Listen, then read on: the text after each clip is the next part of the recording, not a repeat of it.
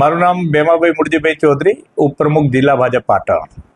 અત્યારે જે સ્થાનિક ચૂંટણીઓ જે ચાલી રહી છે, જે સાંતલપુર તાલુકાની તાલુકા પંચાયતની 18 તાલુકા પંચાયત સીટ અને સાંતલપુર તાલુકાની 4 જિલ્લા પંચાયત સીટ, પાર્ટીના કાર્યકર્તાઓ ડોર ટુ ડોર પ્રચાર અને ખાટલા મિટિંગો કરી રહ્યા છે. અને એ જોતા જે ખેડૂતો અને લોકોમાં જે ઉત્સાહ છે, એના આધારે જે અમને લાગે છે કે 18 તાલુકા પંચાયત અને 4 જિલ્લા પંચાયત અમે જંગી બહુમતી જીતશું.